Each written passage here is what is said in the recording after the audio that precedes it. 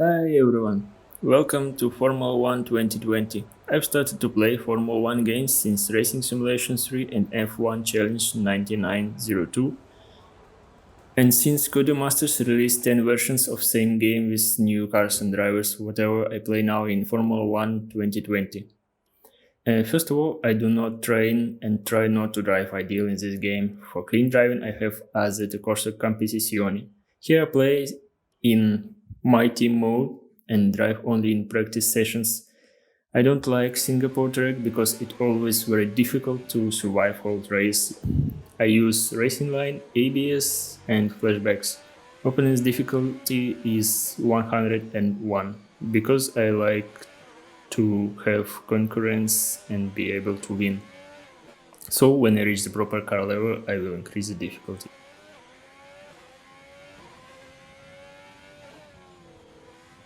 In Singapore, it's very difficult to pass all practice programs. Target times are too strong, especially after previous tracks where I can do everything easy from first practice sessions and first attempt. This game have an old bug with times, as you see Verstappen and Kvyat have epic quick times, but when we look at it closer, we see that they didn't show them, so game just generates random lap times. You can look at my Q3 laps that brought me to the second row on the grid.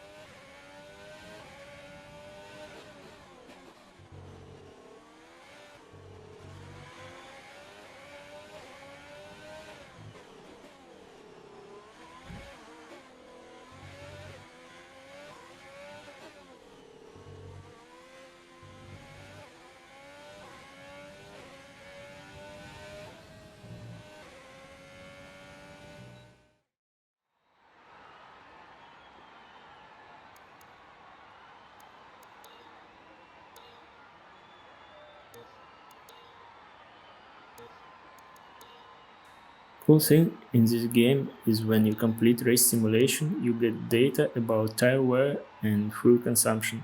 For example, if you complete all 5 laps of the program with rich fuel mix, strategy will show amount of fuel to complete whole race with same fuel consumption. So for me it's 73 kilos, even if only 52.5 kilos are allowed in half distance race, whatever. That's because I can't complete program in normal fuel mix, I'm just too slow. In street tracks, it's very important not to stuck in traffic, so long first stint must be used. This time I'm afraid the tires will die too fast, so I decide to stop on lap 5. Usually I have a good start in this game, but this time it wasn't enough to pass Mercedes on the start straight. I was too late on braking and had to cut first corner. Probably in real life I would get a penalty, but I didn't get even warning.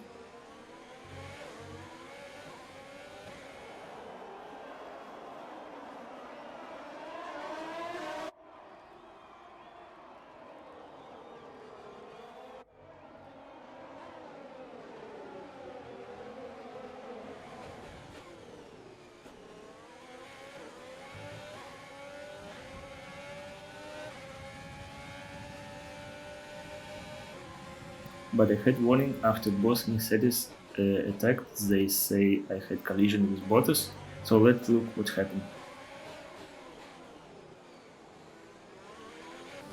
They have slipstream and good exit, but it's not enough to attack me before braking, so Bottas just brakes very late and turned into me like they were nobody inside. But there were two cars. By the way, I left enough space to Hamilton, so we did not touch. Bottas broke his front wing and ruined his race because of long first stop. I think it's 100% Bottas' fault.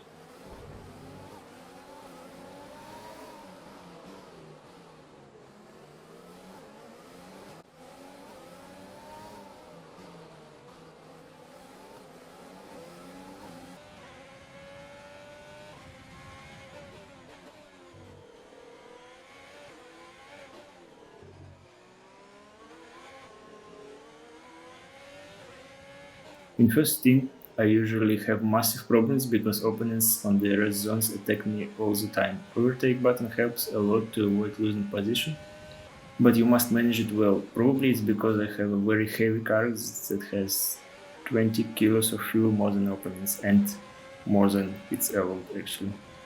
Sometimes I have small mistakes like now, and Hamilton in the same moment starts to attack, but it's not the place to take a position because it's narrow right corner. So if I'm outside, I will hold the position. In general, if you can place your car correct before braking zone, opponents will not overtake you. But be aware of overtake mode and DRS zones. And do not weave on the straights. You have only one move during the straight.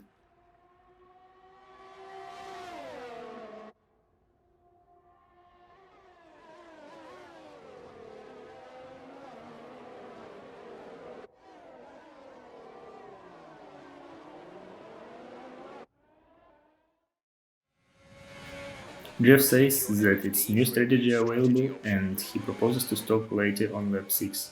That means that I have lower tire wear than expected after practice sessions. But it will give my opponents possibility to undercut me. In Singapore, that's especially visible between old and new tires. So let's see what they will do.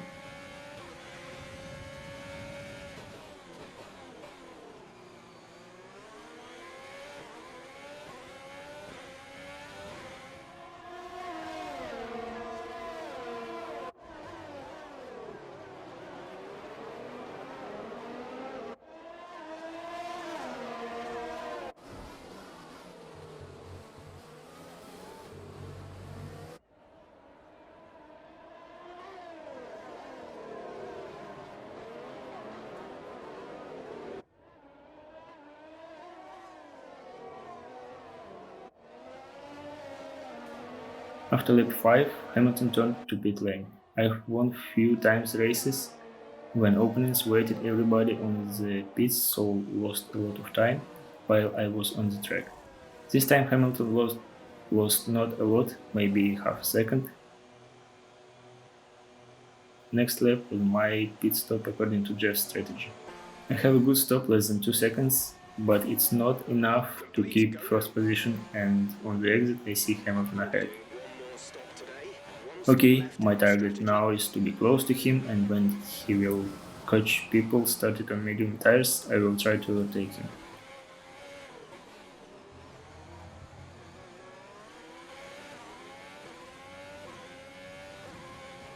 After 2 laps, my prediction came true, and he stuck after Williams's.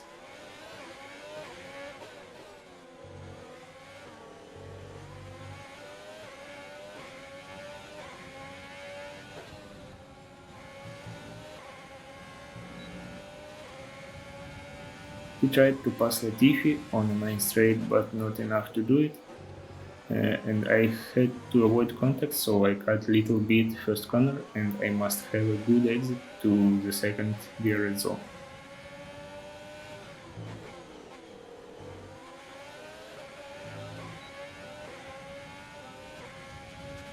DRS overtake, but it was not enough to pass them on the straight, so I dived inside the corner. Okay, that was not cleanest overtake ever, but anyways, nobody had a damage. Don't do that when you racing real people, it's disrespectful.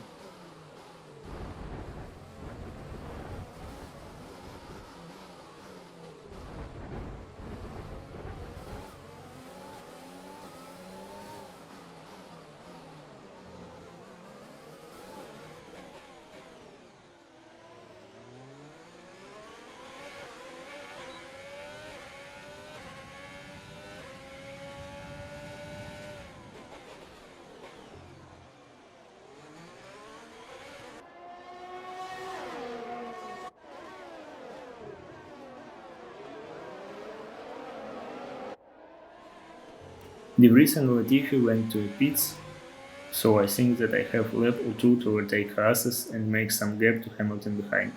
These guys have one-stop strategy that is always winning in half-distance race, so they all had a good finish positions in the end.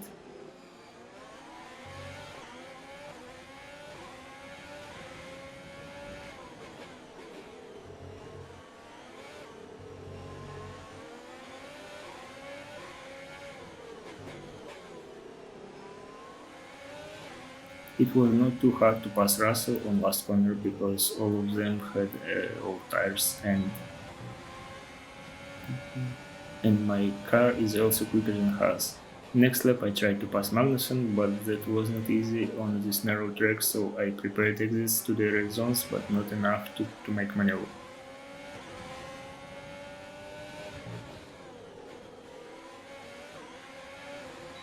Meanwhile, Hamilton also put pressure on Russell, but not so successful because both do not fight hard to each other. Sometimes they dive and overtake like crazy, but seems like not today.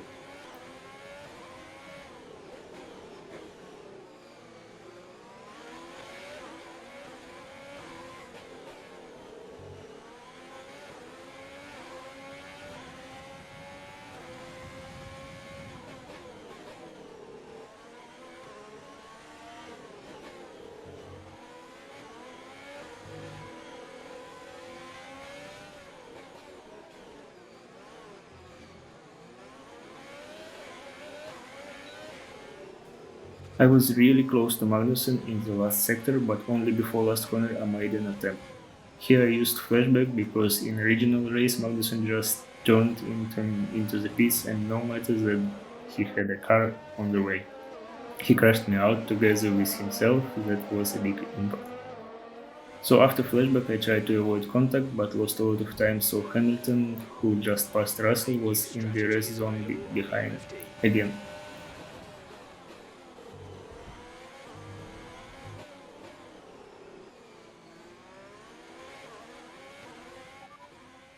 Got that confirmed.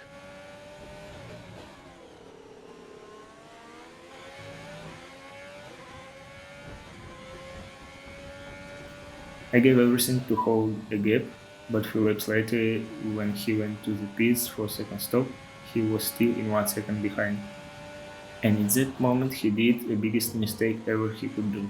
Do not use hard tires on street tracks like Monaco or Singapore, because it's just too slow. That was the deciding moment of the race. Also, he came out behind two Alfa Romeos and stuck behind them for a few laps. Meanwhile, I get a message that 10 to 15 minutes. rain expecting after 15 minutes and it is exactly 5 last laps, so I'm a little bit worried.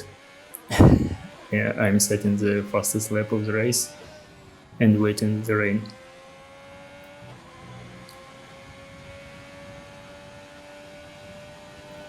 Meanwhile, two Renaults on medium tires put pressure on Hamilton, and when he did a mistake on exit to the race straight, Sainz made a move to pass him.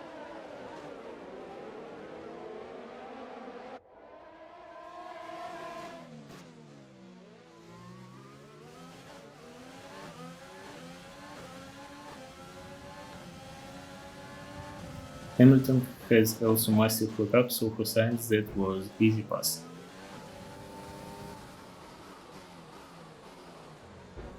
Ricciardo wanted to do same, but not lucky enough, so in that order they finished the race.